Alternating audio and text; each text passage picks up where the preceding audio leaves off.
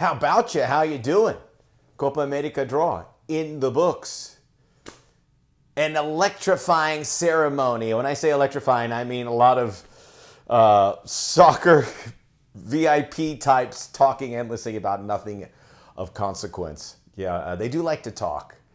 And this one in 2 languages, which was hard to follow because you have to follow the translator. And then even if you speak Spanish, you can't hear the Spanish because you're listening to the translator. I flipped over to Univision. It was a lot easier. These ceremonies are, they're supposed to be a bit cringy. So ours was just as cringy as all the others. Hallelujah for that. But it's in the books, and we now have a tournament to look forward to for the next 6 months. 16 teams, well, soon to be 16 teams. 2 teams still have to qualify. And we can sit here and talk about it and go, who's going to beat who? How far are the USA going to go? Is Argentina going to repeat? What's the group of death? There really isn't one. And on and on. So I'm okay. But, I mean, these guys, Alejandro Dominguez of CONMEBOL at one point stood up and said, it's not about the money, it's about the passion. Dude, come on. You don't have to say that. We know it's about the money. It is about the money. I want it to be about the money. So it was, anyhow. How about the bird? Capitan, the mascot, I should say. Looks a bit like Rock Chalk Jayhawk. But mascots are fine too. I'm not here to poo-poo on it. This is the tradition. Get excited. Ceremonies are supposed to be boring and stuffy. One thing is for sure. It's a little game I like to play. It's like, which former soccer star has let himself go? Very few have. Wesley Sneijder did. Most of these guys look like they're still in their playing shape. Look like $1 million. It's amazing. Jose Luis Chilavert let himself go. But a lot of them don't. Most of them don't. So anyway, here on the Soccer OG, check out the Soccer OG podcast, where all podcasts are available. My voice went up. Why? Because I just recorded it. It's awesome. Joined by Jaime Macias and Alejandro Figueiredo, who are 2 prominent voices in the Spanish language football space here in the U.S. and abroad. Alejandro's from Uruguay, so we talked a little about USA-Uruguay, and we actually looked at the field. I'm going to be more focused on the U.S. side here, but on that podcast, we looked at the field. Really fun, informative. Check it out where all podcasts are available. And like and subscribe us here. We have got the Copa America under our belt. 2024 is going to be huge. Copa America, Nations League semis, Olympics. I know that I'm not really hyped about the Olympics, but they're here too, and we're in it for the United States. So let us show you the 4 groups. This is how it looks. We knew each team which was going to head the groups, and it was based that Argentina, Mexico, USA, and Brazil are the 4 highest in the rankings of FIFA, and that's why they got, but those are 4 good seeded teams. A big story here is you want CONCACAF teams to do well. And I'm not just talking about USA, Mexico. I'm talking about Jamaica and Panama and Canada, who I think will qualify. We need those teams to do well, and they have a great opportunity to do it here in this. So Argentina, Peru, Chile, and either Canada and Trinidad and Tobago. That is just opened up for the Argentines, who are the favorites. Mexico, Ecuador, Venezuela, and Jamaica, which really is the closest thing to a group of death in the sense that any of those teams can beat the other one, right? All 4 of those teams feel like they have a shot of advancing. Group C, USA, Uruguay, Panama, and or Bolivia. And Group D, Brazil, Colombia, Paraguay, and either Costa Rica and Honduras. So there you go. Read them and weep. Top 2 teams advance to the quarterfinals, and it's going to be a lot of fun. And as you can see, Copa America without CONCACAF is 10 teams. Boring. 16 teams is perfect. And you got USA and Mexico and Canada and Panama and Jamaica are going to be good, man. Especially in a tournament in the United States. I was laughing earlier because there was a point in the draw where you couldn't have 4 CONMEBOL teams in a group. So Bolivia got put in, I think, into Group A. Then they moved them to Group C. I don't know. The guy goes, no, you can't put them in there. And they caught it, thank goodness. It was just, I've never seen that before. But it's a little amateurish. But it's important. You don't want 4 South American teams in a group. The whole idea is to integrate these teams and have games that you normally wouldn't have. like Argentina, Canada, like Jamaica, Ecuador, like USA, Uruguay, USA, Bolivia. I mean, how often has that happened? USA beat Uruguay in a friendly leading to the World Cup, but that's neither here nor there. I don't think we'll lean into that too much because much has changed and it was a friendly. This is for the Copa America, which is really important for the South Americans. This is their tournament and they don't want a team from CONCACAF winning it. But, I mean, the first overhead comment I want to have is how well will CONCACAF fare in this? How many teams will they make it to the quarterfinals? I did my little bracket and I actually had 3 make it. USA, Mexico, and Canada, who I think will qualify, and I think will finish second in Group A behind Argentina. You need to have 3 in the quarters, hopefully more. You can't have just USA and Mexico, and obviously you can't have 1. This is important that CONCACAF looks out for each other and has a successful tournament. Mexico is going to be hard-pressed in that Group B. Ecuador, Venezuela, and Jamaica can all beat Mexico. This is in the United States. It's not in Mexico. While Mexico will have great support, they're going to be the biggest draw here without question, bigger than Messi, bigger than Brazil. That's going to be the biggest draw wherever they play. So that will help them, and I think that'll get them through. But I like Ecuador a lot. Venezuela's massively improved. They're in 4th place in South American qualifiers, and Jamaica made it here on their own merits. And they have all those English players that want to play in this tournament. This is a World Cup for them. So Jamaica's dangerous. So I think we'll have 3 in the knockout stages. Panama is going to be another one that's going to push maybe the United States. That's a dangerous game for the U.S. And so the USA opens with Bolivia. Now let's go through these games really quickly. They open up with Bolivia, and that game is in Arlington, Texas. Then they will have the game against Panama, and that was in Atlanta. I wrote this down here somewhere. I wish I could find it. It'd be awesome. And then they will play Uruguay in Kansas City.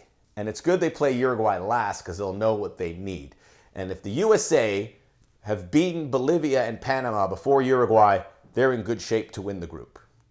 For the United States, really the target's the semifinal. You can't say that they're going to make the final. It'd be great if they did, but they haven't earned that pressure and they don't deserve that pressure. But they should make the semifinals. Their best bet to make a semifinal is to win their group. So that's probably going to be against Uruguay, but I wouldn't put it past Panama to mess things up.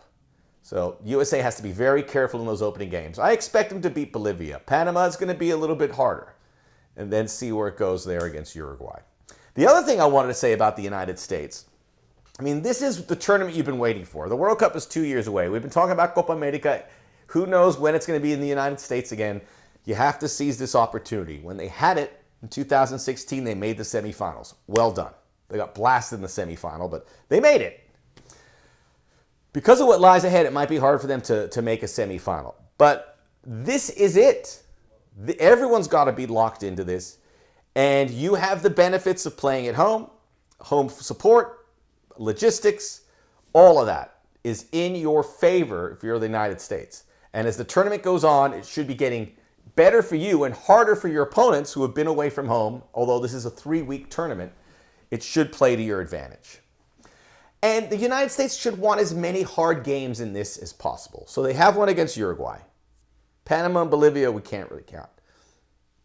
If they potentially could, they will probably play Brazil or Colombia in the next round. That's another great hard game. And then if you get by that, and I think they can, you would have a hard semifinal, and then potentially you could have you want the minimum of 2 really challenging games to prepare you for 2026, and 2 more games to prepare you for getting through this tournament, but you want at least 2. Now, keep in mind, the U.S. also have an advantage. They don't have a disadvantage because South American World Cup qualifying is going to stop for the next 8 months. So they're not going to have this really good competitive edge from now till June. They'll have some friendlies, just like the U.S. Much has been made about a USA-Brazil friendly, which makes sense. They might get a Brazil and then maybe another good South American team in a friendly leading to the Copa America. So they have that too. Everything is in the United States court to have a good tournament. You just can't step on your toe. As for the team, we also can't assume they're going to be 100% healthy because they're never 100% healthy. As it stands, Christian Pulisic, Tim Weah, Tyler Adams all missed that last window. Pulisic is back. Weah will be back. Tyler Adams is a wait and see. Players are doing okay overseas. We need that to continue. They need to get games. We can't have Matt Turner. Chris Richards, for instance, is starting to play central midfield for Crystal Palace, which is something, although I'd like him to play center back. But whoever else, Matt Turner, things are good. The core group is good, and we need to develop some depth. But this is a tournament that you should fare well in, especially if you're hosting. Because South America offers a lot. It offers Argentina, Brazil, Uruguay, Colombia. I think those are the 4 teams that can win it. Maybe USA. I know that's crazy, just because of what's in store. I think that's 5 teams that can certainly win it. All due respect to anyone else. I think Ecuador maybe. But that's it. I mean, a lot of the South American teams don't give you a lot. Paraguay, Chile is not what they used to be. Bolivia, Peru, who were seeded in the second group, they're dead last. They're butt naked last in South American World Cup qualifying. They're awful. That's why this Argentina group is such an easy ticket. And that's why I like Canada. I think Canada can beat Peru and Chile, which would be great if they can do that. And by the way, the guys on the podcast agreed with me. They like Canada. So as bad as it's been for Canada, we're looking out for you. Just make the tournament. You got a good draw if you get there. You got to get by Trinidad and Tobago.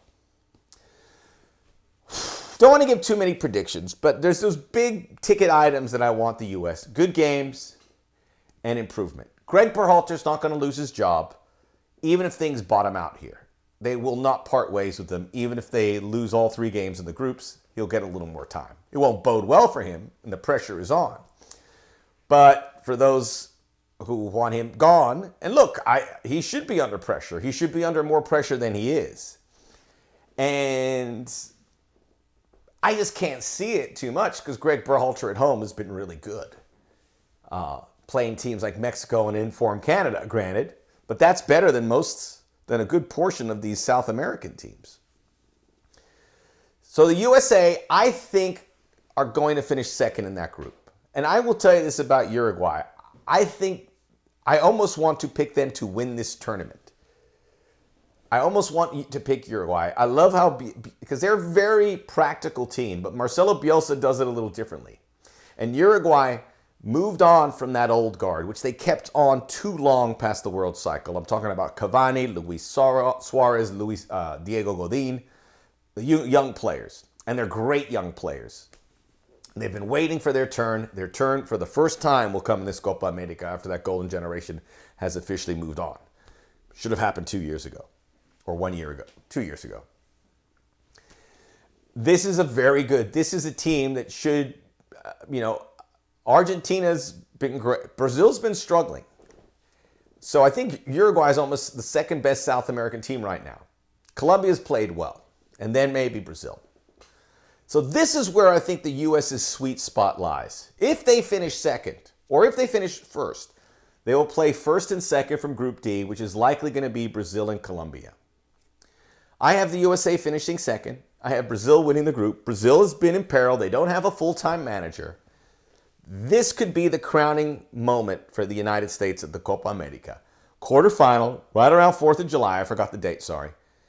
In Glendale, under the roof, against Brazil. That is the moment. And that is where you have to seize the day. It is now or never for the U.S. Brazil in Arizona, seize it. And I think if the U.S. get there, they will have a very good chance. I'm picking the United States to make the semifinals. And the same applies, because I would have Uruguay, USA meeting again in the semifinal. The same applies for the USA. It's now or never. And Uruguay will have been in this tournament for 3 weeks. The USA can make a final here. I've looked at it. I mean, they could fall flat, but they could make a final. I truly believe that is something that could be achieved. And Argentina is the team I have winning it just because their group, their path. But I don't love Argentina. They are so hard to watch. You think Argentina, you think this classy team. It's not that. They are brutal in the way they do it under Scaloni. And they get results, and I get it. But they don't possess. It's not beautiful. But they spoil. At some point, I think that's going to run its course. It would have to be at this Copa America. And they're still going to play around Lionel Messi. And I adore Lionel Messi. But you can see the cracks. And even when he blew us away in the MLS with Leagues Cup, he broke down and came to earth. He broke down with Argentina too, but they still have to play around him. At some point, he just won't be able to carry his weight because there's no way he's making the next World Cup. You can protect him so much, but it's crazy because I still think Argentina's going to win it. You know what? I'm going to pick Uruguay to win it. I'll pick Uruguay to win it, which means they beat the U.S. in the semis. But Argentina is very flawed, even though they're in first place in World Cup qualifying, even though they're reigning champions at the World Cup and the reigning champions of the Copa America. It says a lot. I don't want to diminish anything they've done because they have been. But at some point, that's going to catch up to them. But it's not going to catch up with them in the groups, and it's not going to catch up. The tape in the quarterfinals, or probably the semis, which I have them playing Ecuador. The Soccer OG. Check out the Soccer OG podcast. New one out right now talking Copa America, where all podcasts are available. Like and subscribe us here. The path is there for the U.S. They're playing in the U.S. and they know they're good there. It can happen. Can they make a semifinal? Yes. Can they make a final? Yes. We'll see.